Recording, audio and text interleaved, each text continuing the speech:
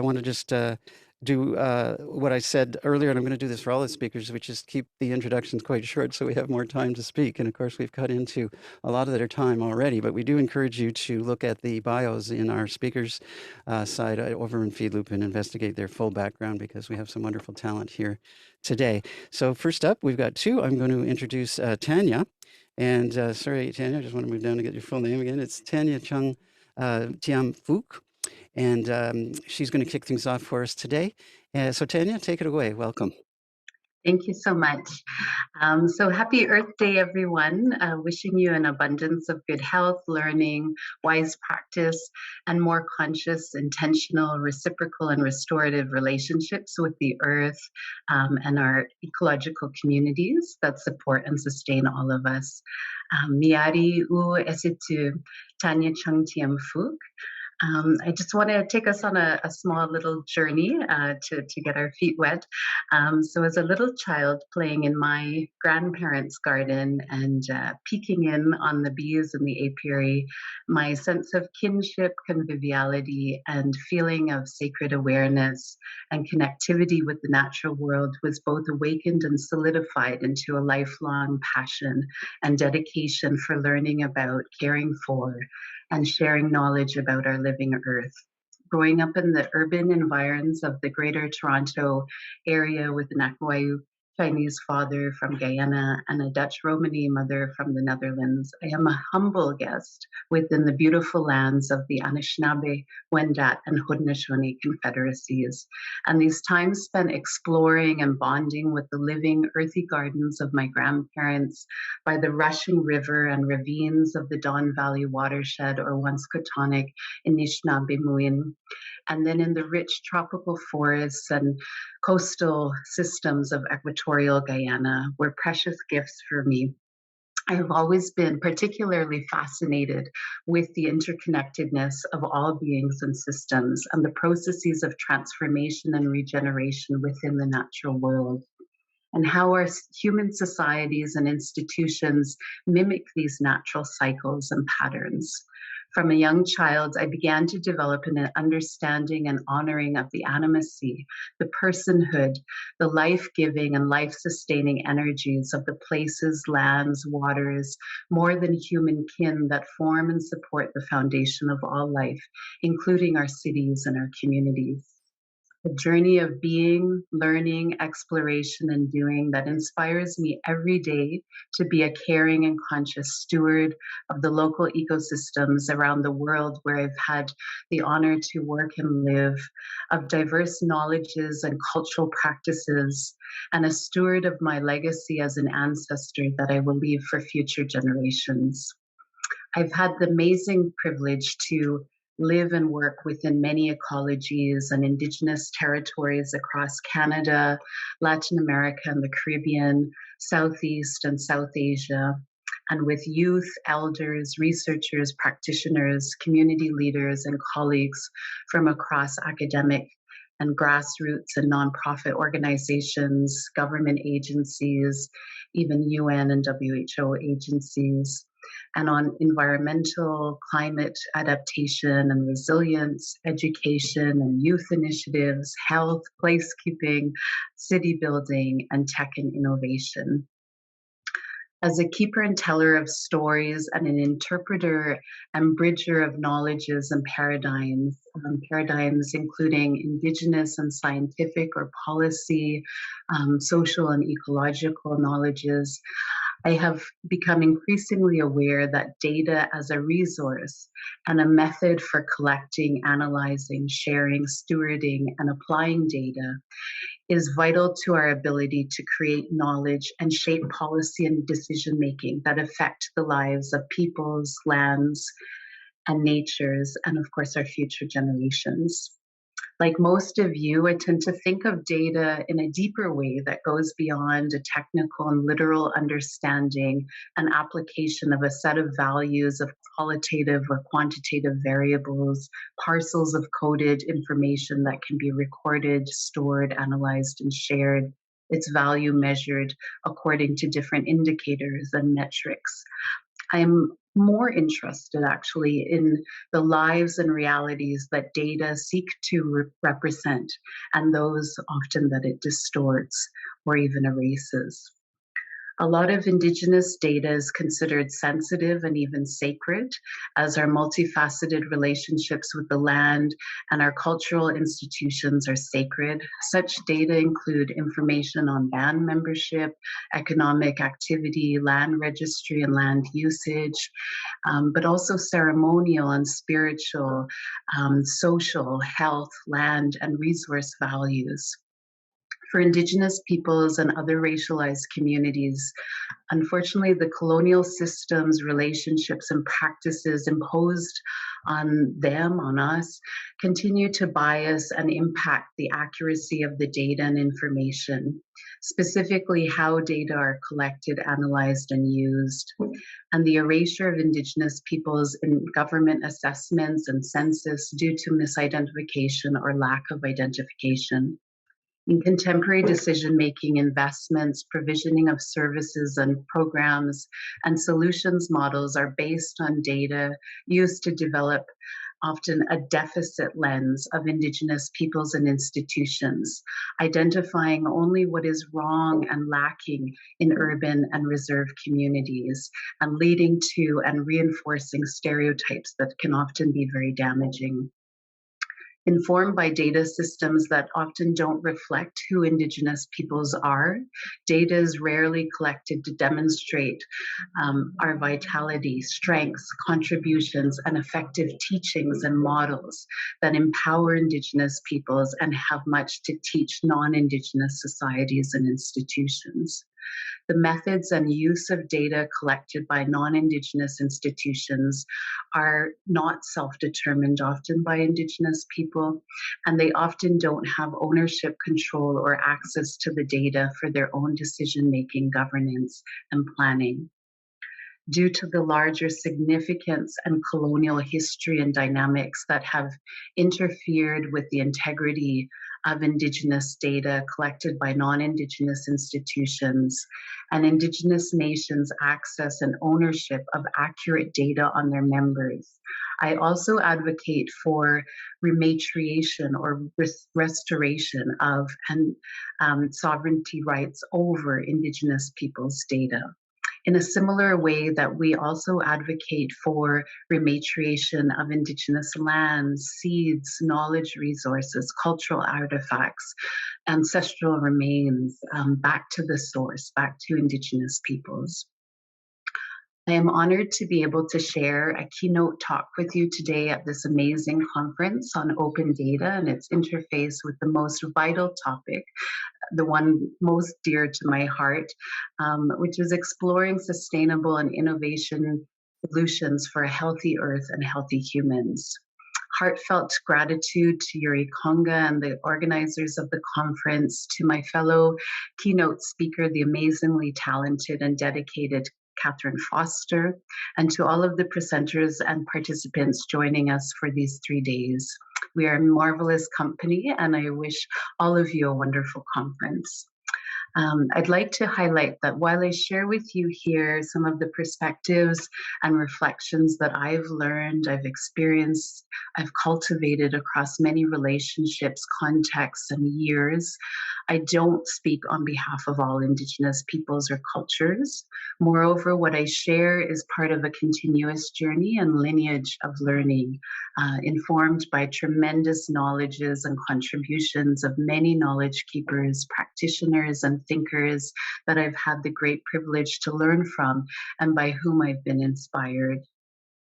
I will address a few important themes for my talk today: open data and data sovereignty for Indigenous peoples, innovation from a place-based kind of way of thinking and application, but that has global implications, and digital equity.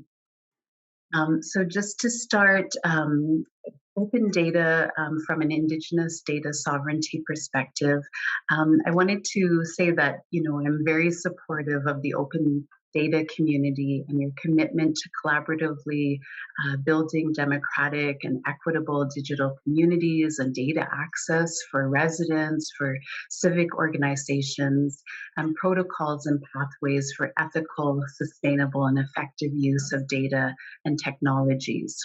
What I wish to discuss right now is the distinction of Indigenous data, as I alluded to just before, and the need for self-determination, custodianship, and protection of Indigenous data by Indigenous peoples or institutions through the Indigenous data sovereignty movement and different sets of nation-level and international principles and protocols.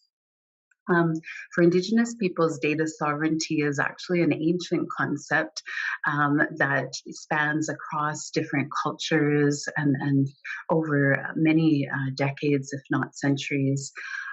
As sovereign nations with long evolved governance structures, Indigenous societies have been collecting, storing, passing on, or disseminating and governing knowledge forms and data at both individual and collective levels for many generations, especially through forms of treaty telling and how that got expressed in different cultural contexts and oral storytelling.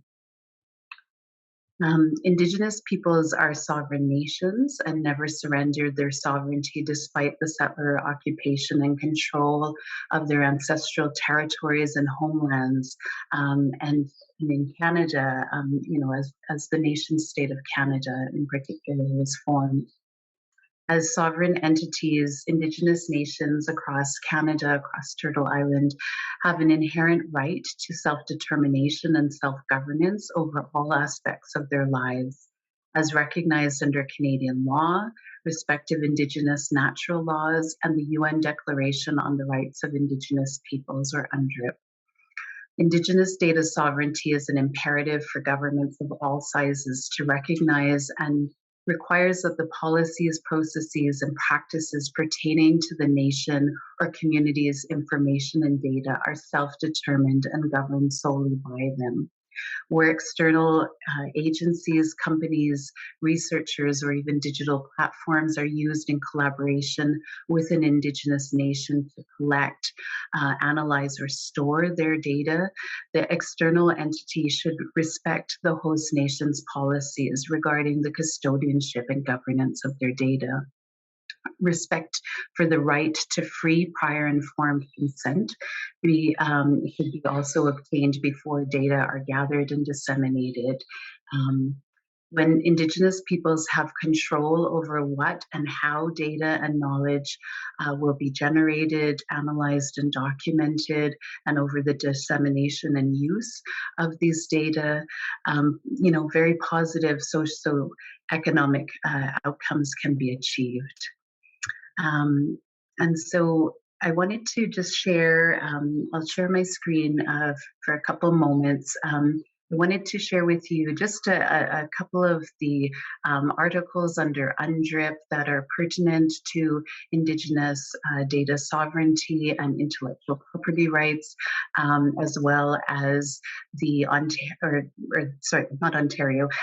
the kind of national level principles for First Nations, but also a similar or analogous set of principles are also held by Inuit as well under their research strategy. And then an international set of principles called CARE. So I'll get to that in a second.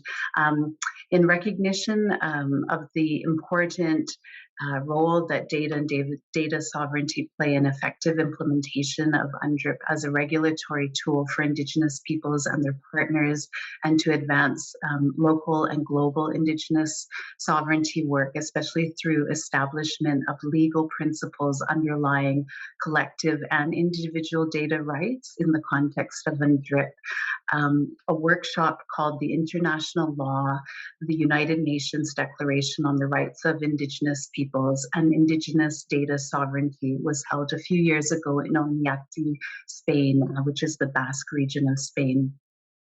Although Indigenous data sovereignty is a prerequisite for effective delivery of the social, political, and economic promises of UNDRIP, and the framework provides a necessary foundation for the realization of Indigenous rights and interests in data, it is insufficient on its own, and Indigenous designed legal and regulatory approaches need to be developed by particular Indigenous nations and collectively founded on Indigenous data sovereignty principles.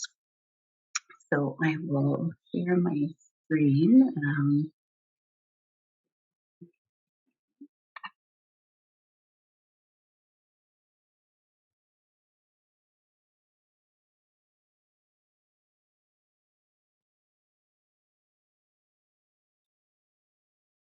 So these are the articles under UNDRIP. I'm not going to read them out, just for your own awareness. And then the First Nation principles of OCAP are a set of standards that establish how First Nations data should be collected, protected, used, and shared. They've been developed and are educated through a number of different amazing course modules and other forms of awareness building and education through the First Nations Information Governance Council.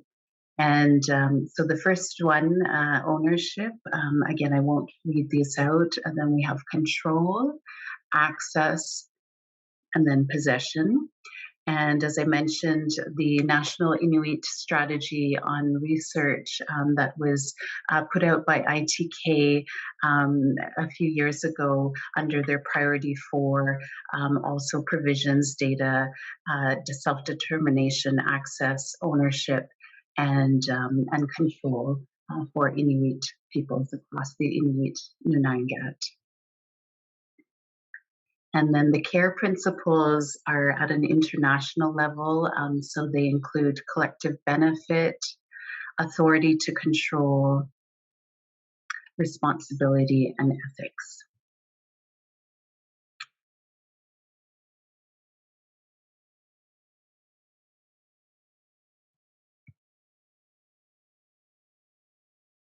And so I think for now, I'd like to take us a little further away from data in particular and touch on some of the teachings and innovations for place-based global solutions from an Indigenous lens that I'd really like to share with you today. So although our paradigms of coloniality, patriarchy, economic growth, extractive industry, commerce, technocracy, and militarism have come to dominate many of the structures and institutions in our world. There is an increasing momentum of individual and collective actions to transition out of the broken and damaging systems and patterns entrenched within our societies and institutions. How do we restore our relationships with the natural world and remake the world in ways that are compassionate, that are generative, inclusive, equitable, and sustainable? Across our many Indigenous and land-based cultures, we believe that the lands, waters, plants, animals, rocks, stars, moon, and sun are our kin, our family, our relations. The many landscapes and species that our societies have co-evolved with became dependent on the adaptive knowledge and deeply attuned, responsible, and sustainable harvest and occupancy practices of our ancestors. Our natural environment undergoes its functions and processes in a fairly balanced way. And since our ecological base is what drives and maintains our social and economic spheres, ensuring the environmental health and integrity of ecosystems and ecoregions must be a top priority for creating social impact and economic revenue through the work we do. How can we strive to live in a better dynamic of symbiotic and reciprocal relationships? Our responses and solution pathways to both the local and planetary challenges and crises of our time must be holistic and multifaceted and mutually reinforcing of both social and ecological well-being. Our diverse Indigenous cultures across Turtle Island and globally offer an abundance of teachings, worldviews, innovations, and alternative livelihoods and economic systems that value interdependence, reciprocity, sharing, and gifting, and respect for all life. Our approaches to innovation are either about adapting existing ideas and solutions or building new ideas and solutions for enabling the types of change that we'd like to achieve to better our ecological, social, economic, and health outcomes at both local levels, but also in terms of our global communities and ecosystems. Technological and social innovations are often land-centric and informed by existing knowledge and experience and the context where they have developed. Indigenous models of technology have much to teach contemporary societies about more resilient and nature-attuned ways to build regenerative urban communities and economies of the present, but also into the future. These models represent a new or old, as I like to say, paradigm and transition away from the extractive, exploitative, colonial capitalist systems at the root of many of our contemporary health, environmental, climate, and socioeconomic crises, as well as our political and religious tyrannies and warfare that has unfortunately continued to beset our world.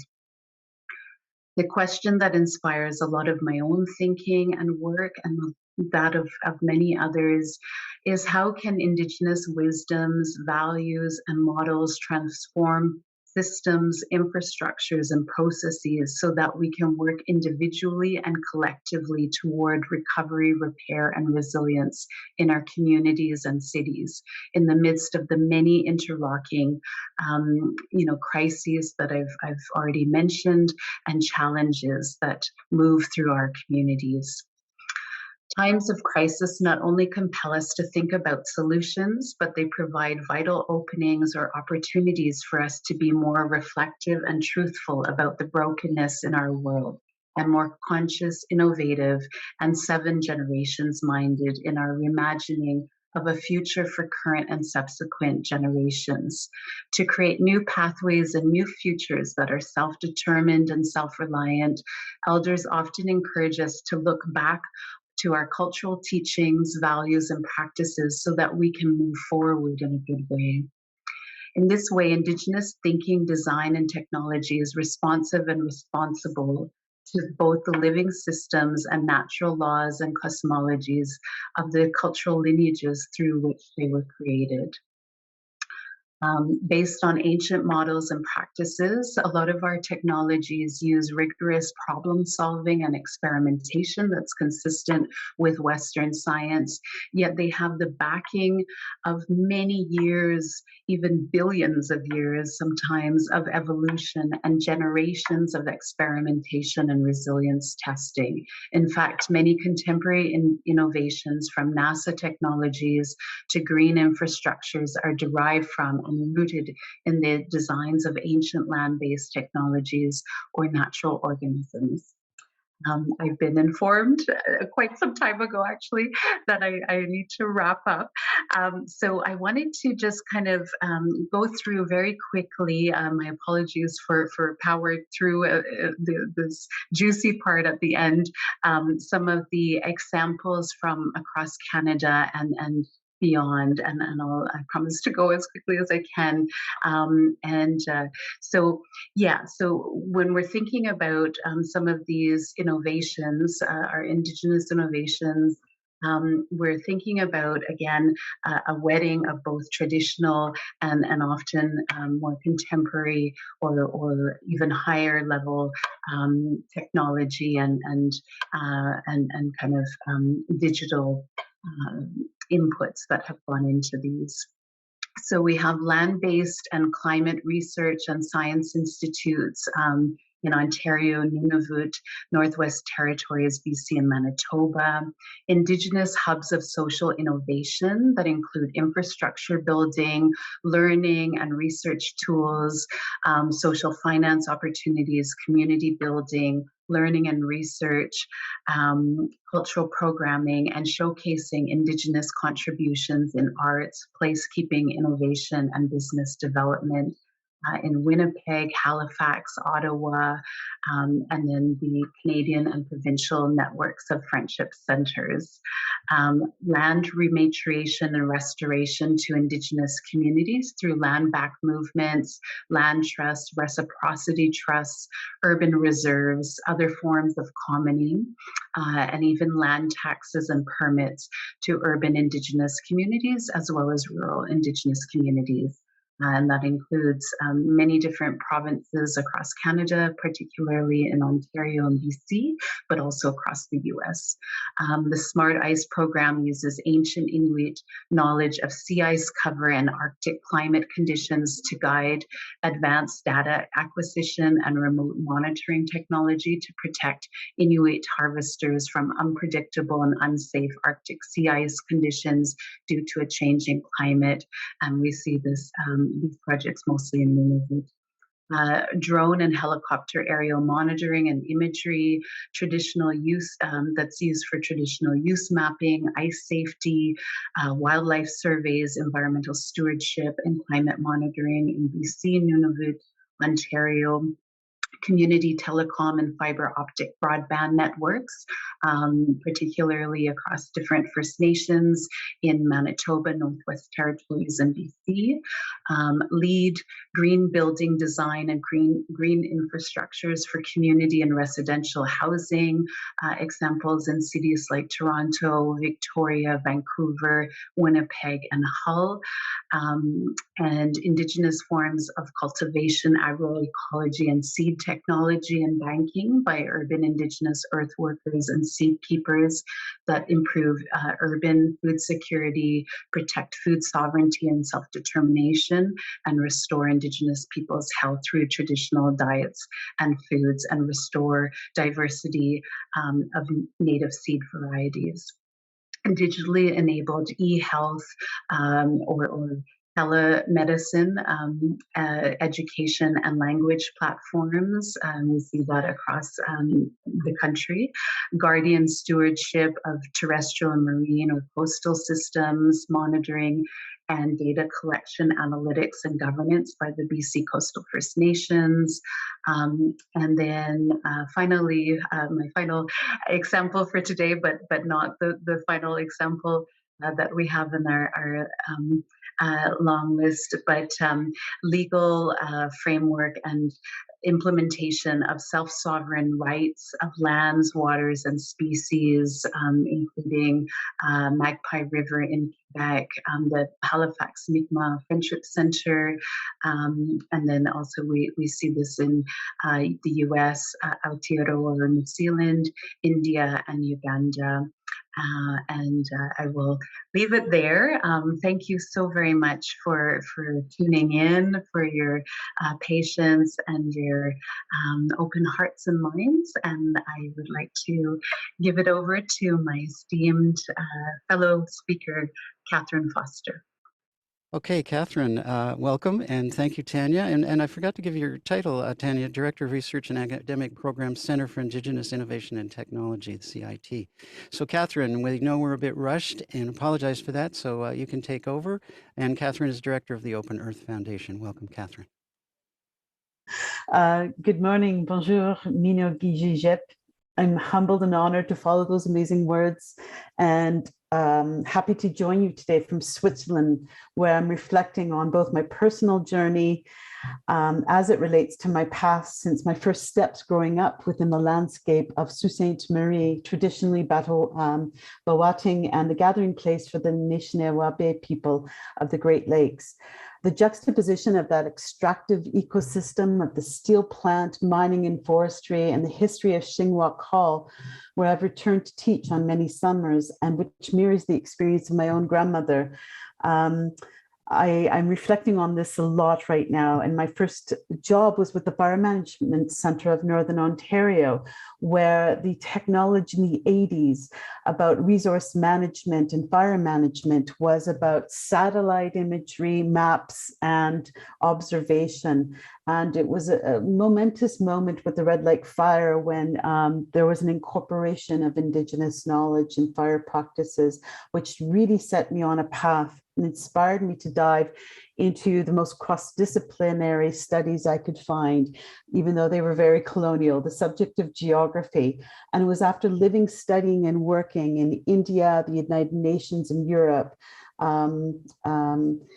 at the end of the 1980s, that I started to undertake a doctorate because I wanted to leverage the capacities of geographic information systems to incorporate physical, economic, social, and traditional information to explore community vulnerabilities of resource extractive communities in those terms. But at that time, GIS was seen as a physical tool for mountains, for ice. It was seen as a modeling tool. It wasn't meant to cross silos. So this has become a theme for me. I turned to in the even more traditional sector of diplomacy, serving the Canadian government on climate, human security, including the NAFTA Environmental Side Agreement, and human security, which was conflict diamonds, landmines, at a time when Canada was really leading and shining at the international stage on these initiatives. And I served in Washington, where we launched the book, The Earth Moves Faster Now, Indigenous Observations of Climate Change. But when the tide changed with Canada's involvement in Kyoto in the early 2000s, I moved to Switzerland and I turned to innovation for impact, working on microfinance in Namibia and also with the EU's largest innovation community on climate, where I led out the forestry and agricultural theme across Europe. And a big element of this focus was always understanding and bridging these systems, innovation to legacy and traditional knowledge. The culture of innovation and open innovation tends to make statements about truth and neutrality in terms of data inputs. And this is something that has been with me since those early days. But I move now to addressing that global framework that we all seem to be paying attention to right now, the impact agenda, the evolution of the Sustainable Development Goals and the climate agenda. I begin with those because these served as that universal framework for discussion on a planetary health and human health. And this has been my professional focus for 30 years. And most people use 2015 as the starting reference year because it was the pivotal launch of the new Sustainable Development Goals and the Paris Agreement. And globally, we're supposed to reach clean, accessible energy by 2030 globally and net zero emissions by 2050. And in fact, this agenda is more than 30 years old at that international institutional level. It's been 30 years of international agreement, goals, and targets, including already a failed commitment to provide $100 billion in financing for developing countries to address climate change. We've had 30 years of agendas that are about national goals and targets and measuring progress towards these. And in terms of the Sustainable Development Goals, there are 169 targets. They're integrated balance, the three dimensions of sustainable development, the economic, social, and environmental. And we think about those goals, 68% of those the goals have 93 indicators covering environmental dimensions that cannot be measured due to a lack of data or means to use available data in a meaningful and accessible way.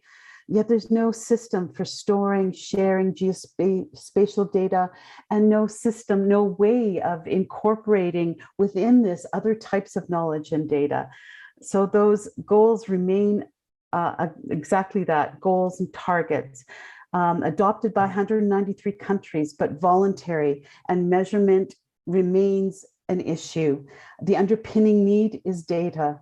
And the Paris Agreement, the first global stocktake to measure our progress towards those targets, is set for 2023, next year, and it will occur every 5 years. it is not easy to aggregate and measure national levels of their commitments and actions towards those commitments on climate, because we have very fractionalized carbon markets and solution space. And overall, measuring it could cost over $3 billion globally. And we have also the rise of ESG, environmental, social, ESG measurements, where we need accurate, verified data that is transactionable within these global systems. And so what we see is this all being represented as the tech transformation gaps to finance those sustainable development goals. This is the framework that the international community is working around. And it's just based on UN and World Bank data. It is estimated to be 2 to 3 trillion per year. A big part of the question, again, is data, particularly for and from the very groups and regions that are central to achieving the Sustainable Development Goals. So this has been the focus. And what we have now is a talk about technology and revolution, that technology is going to allow us to address these transformation gaps and open innovation in a way to address those silos, the infrastructure gaps, the credibility issues, the efficiency challenges, the monitoring, reporting, and verification under these systems. It comes down to data. And if we think of that 30-year time frame since 1992, the promise to overcome those silos, to leapfrog development in infrastructure, to increase efficiency, to democratize funding and stamp out fraud and corruption, restore trust, and even unite the United Nations, which has been promised by this notion of revolution of technology. We've gone from landline phones, radar, and early computing, and the siloed sectoral tech to what is often referred to as this emerging and integrated technology. Just look at our phones as an example. We have in our hands a TV, camera, GIS, the world at our fingertips. So 2015 was a turning point, not only for COP21, for climate and the new Sustainable Development Goals. It was the cusp of what has been labeled this emerging technology narrative of revolution and the promise to overcome all of those gaps. So the promise to overcome that, behind that was the promise of blockchain in particular and integrated technology. So let's outline how blockchain emerged into the SDG and climate space and the opportunities and limits, including on data, because despite my concerns, this has been the focus of where I've been working. I'm just doing a time check as well. When we think of blockchain and emerging technology, we think mainly about Bitcoin and other cryptocurrencies, but we've actually moved from those coins, those cryptocurrencies with no link to infrastructure, no link to climate and SDGs, with this unreliable store of value, into the tokenization of what is labeled other assets, diamonds, identity, agricultural commodities, trees, property, through key data points. For example, the scanning and thumbprint of a diamond for certification, the scanning of an iris, the measurements through satellite and others of trees and forests, through to smart contracts to be able to transact on these assets and flow the data through value chains. The underlying blockchain technologies have evolved to support a wider range of applications. We have new layers that can be built on top of the system to allow users to access, use, and contribute to the chain. This is the open element, so adding verified data. For the climate space, the real potential has been to use it for those issues we've mentioned: misaligned incentives, transparency, efficiency. But it requires that integration of technology. It requires open collaboration. It requires networks of oracles, entities that enable blockchains to absorb and interact with real world data. And in order for that data to interact, it has to be trusted and it has to be meaningful. So again, we return to the key capacities about technology and blockchain in particular are about those core attributes, the promise of accessibility, the promise of security, and the promise of transparency. And transparency here again, even if it's open and transparent, does not mean that the specific data and information is all visible. So with that in mind, I embarked on blockchain in very early days of 2013-14 and saw a plethora of use cases emerge in 2017 across the Sustainable Development Goals. We had matching these with the inefficiencies of those incumbent solutions, the siloed solutions and systems, and early proven use cases built out the ones that were successful that actually built out technology were about open collaboration and consortia building. I worked on a maritime value chain, on fisheries, on trees, but they weren't able to scale up because that revolution was still in the legacy of what we call innovation, that very Western Silicon Valley model, and also very siloed in terms of which sectors innovation was emerging from, whether it was from the finance space, the policy space, or the sustainable development space and resource space. So we're now working across those. We're seeing greater focus on integration and addressing that culture of innovation, the culture of data, the culture of collaboration that is necessary. And the climate deep dive, if you look at data available, it's very limited. And we have a plethora of voluntary markets that aren't covered under Paris Agreement. And we're supposed to do this stock take in 2023. This global stock take exercise implies gathering robust carbon and mitigation inventory data from countries to assess progress on their nationally determined contributions and announce increased efforts in emission reductions, finance, and mitigation outcomes. The current data sourcing and reporting infrastructure is incredibly fragmented. Many countries still rely on manual processes to assemble and standardize their inventories. It's very expensive, it's very long, and participation in the global stock take does not include non-state actors who are stepping up. Companies, cities, local governments, individuals, specific stakeholder actors. These are increasingly committing to Paris-consistent pledges and inventories, but there's no way to integrate them. These integrations could improve country-level progress and assessments. Data is fragmented and solutions are restricted, is the underlying message. So this is one of the projects that I've decided to work on. I, from the very start, worked with the World Bank for countries that didn't have access to a carbon market, being able to provide a blockchain pilot with the World Bank to see if we can find a way to allow them to integrate, to provide access to carbon markets and data accounting. And then through Open Earth Foundation, we're doing nested climate accounting, a way to use technology so that we can address that fragmented climate data sourcing and reporting infrastructure. So we can take the non-state actors, the state actors, and gather that information, helping to increase the efficiencies, bringing in non-directly integrated data into a system that would allow it to be counted so that we can also address the mismatched and reporting elements and also automatic data from sensors and satellites. But digitally integrating and nesting all the data trails and actors using DLT, distributed ledger technology or blockchain, we could find a pathway forward in real time at a much lower cost. But again, the assumption is about data availability.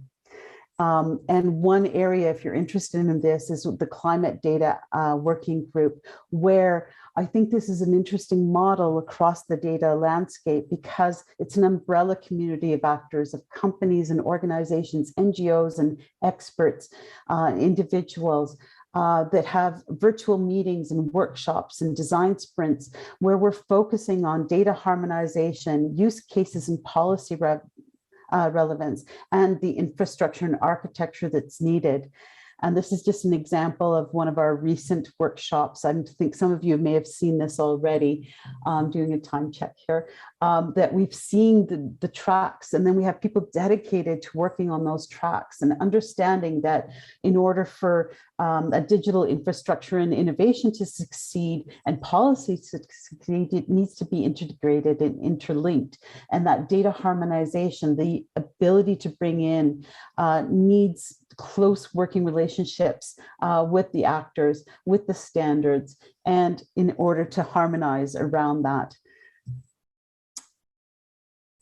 The integrated approaches are also popping up across other use cases. And these are some that I've been personally involved in. And I've seen it from the very start on this peer-to-peer energy for remote communities, on the bunker trace, the mixed fuel. How can we actually measure progress or prove that our solutions are sustainable? That climate markets, and an even ethical design framework to make sure, to try to ensure that we're not embedding certain assumptions within our frameworks is really necessary.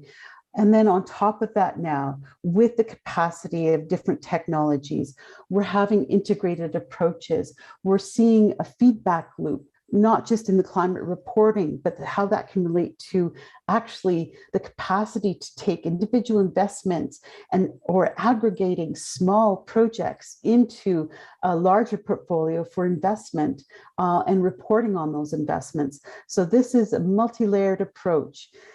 And this is one that I've just published with the Bank of International Settlement, which is the mother of all central banks, to be able to say, this is a vision I have about programmable money through digitalization without actual money having to take hands, where you can use those hard-won integrated local community projects. This one, for example, working with women in sustainable agriculture in Africa, to have vouchers and aggregating those into a digital green bond, rather than just focusing on the big projects of energy and transport. To me, this makes it much more accessible.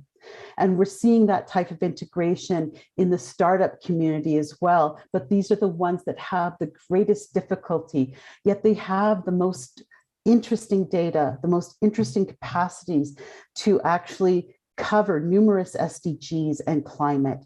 So transparency and accountability, the seamless flow of information to operators, to assets, to banks, to credit agencies, insurers, and research partners. It is all within grasp. And this is where I think some of our work has to happen. And I wanted to then just end on some of the resources that we're using and that we're seeing building out, but again, with a lot of gaps between the usual suspects and the need to integrate these into local and Indigenous knowledge, as well as other sources of information. How can we do this in a respectful, meaningful way?